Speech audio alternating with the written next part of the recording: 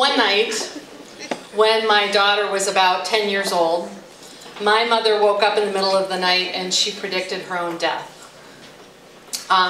She had come up from St. Louis to stay with my daughter Kaylee and I for the weekend, and it was late at night and everyone was sleeping except for me. I was still up, and I walked by the door to the guest bedroom and I heard my mom call my name, and I went in there and she said in this very oddly muffled voice, "I'm not going to live to see Kaylee graduate from high school."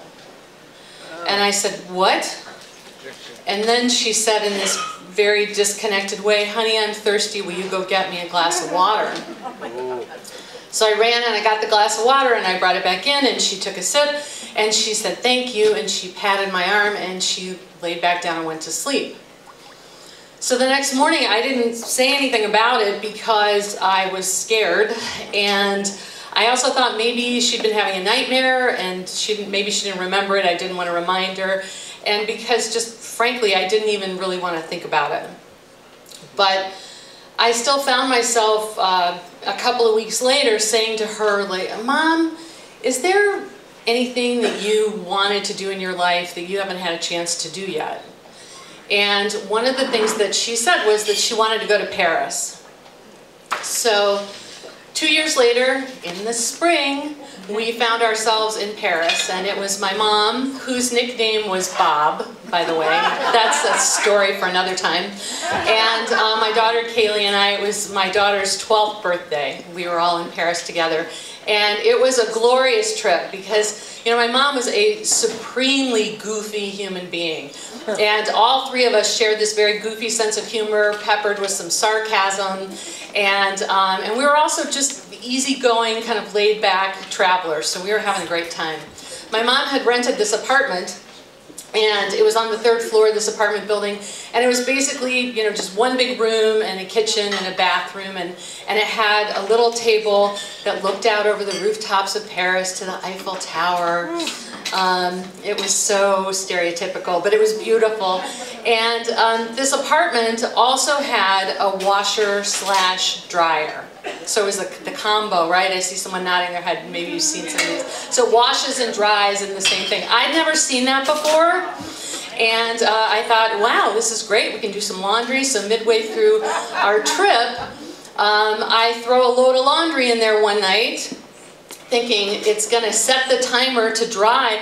This should have been my first clue, okay? Because the dryer timing went up to like 6 hours. I mean, have you seen this? I just thought, this is weird. Okay, well, I'll put it on 2 hours. That should be plenty, even if there's some, I don't get what's going on here. But I thought we'll get up in the morning and voila, all the laundry will be done and we'll go off to the Louvre. So I put this laundry in, I get up in the morning and we're getting ready to make breakfast, and I stick my hand in there and it's all wet. And I look at the timer, the thing went. I thought, this is weird, is it broken? So I turn it on again, and after a minute I put my hand in there and it's kind of warm, so I think, well, all right, it's working. I just thought, well, maybe it'll dry. I took half the stuff out. I thought, we'll have breakfast and then it'll be dry after breakfast. Well, it's not dry after breakfast, and now I'm starting to curse and I'm pulling things out, and it turns out really the only thing that we really needed to leave for the day was one pair of underwear for my daughter, because she put all of her underwear in this load, and I didn't know that, so she had no underwear. So I was like, all right, took everything out, one pair of underwear in there, set it for another half hour. It's still not dry. And so now I'm starting to lose it, and I come back into the main room and I was like, Bob, I don't know what to do. Like, this stuff isn't dry. And my mom goes, oh, put it in the microwave. And I said, oh, okay. I'm thinking, that sounds like a good idea. They heat things up. So I go in the kitchen, put them in the microwave, set the timer, I go back into the main room. We're drinking coffee and we're chatting, and all of a sudden I was like, did you smell something? And I look in the kitchen and there's smoke pouring out of this microwave. And, you know, I have to say that people who know me well, one word that they use to describe me is calm. But my dirty little secret is that when I panic, I am a shrieker. And so I started shrieking and running into the kitchen. I was like, oh my God! And there's out the kitchen window, you can see the balcony of the apartment across the way, and there's a gorgeous hunk of black French manhood out there shaking out his rug, you know, like looking at us like, what is going on? Because then my mom starts shrieking, and I get the door of the thing open, and there are actually flames in there. So now I'm completely panicking, and I'm thinking baking soda, because that's what you throw on electrical fires, which doesn't make sense now, I know, but at the time it made a lot of sense. And so I'm looking through all these empty cabinets for baking soda. There's no baking soda, but there's a big container of salt. So I rip the top off the salt, throw it in the microwave, and just for future reference, that kind of worked. So if you're ever, you know, needing something where there's a fire, and it got it smoldering enough that I could pull it out of the microwave, dump it in the sink, and turn the water on. So as we're standing there, as the steam's coming up, my mom looks at me and she's like, what are you doing? And I said, what do you mean, what am I doing? She's like, why did you do that? And I said, you told me to put him in the microwave. I put him in the microwave. And she said, yeah, but not for that long. You're only supposed to do it for a little bit. And I was like, well, that is a very critical piece of information that you did not give me before I did it. So as we're standing there fighting about it, my daughter's looking at both of us saying, you're both idiots.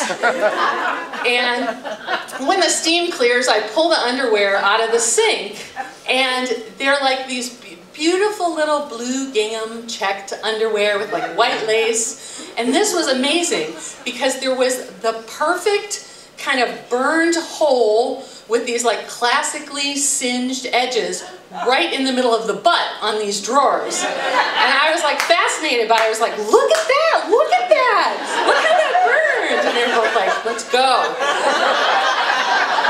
So I couldn't throw them away because I thought it was so artful. I put them in my suitcase. I was hoping we would get stopped in customs, but nobody stopped us. So I put them in my suitcase, I brought them back, and I was kind of looking at them after we got back, and I got this brilliant idea. I said to my daughter, we should frame these. I think we should mat them and frame them and sign them like a piece of art, and we'll give them to Bob for Christmas. So my daughter is so mortified by all this stuff with her underwear. She does not want to have anything to do with it. And I thought, fine, I'll do it. So I take these underwear to a framing store in my neighborhood. And of course, they thought I was nuts. But by the end of the time I was there, all the salespeople were there, and we were all comparing, like, do we want to pick up the white in the lace with the mat, and then the black frame, or should we try to pick up the blue? And there was a big debate. We finally got it all figured out, and then I signed the, you know, the mat. I came up with the title, which was Le Mauvaise Idée de Bob, which means Bob's bad idea. So I got the thing framed, wrapped it, we gave it to my mom at Christmas, and she laughed and laughed, and she hung it on her dining room wall.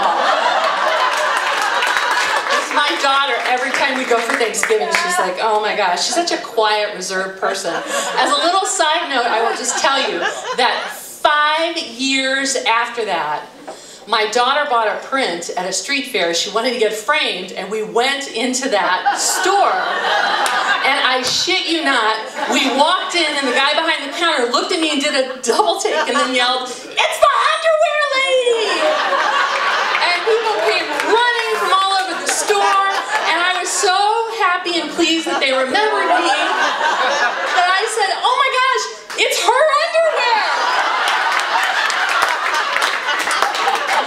She just gave me the look of death, and I always tell her, you know what, it's okay, honey, because you need things to talk about when you go into therapy.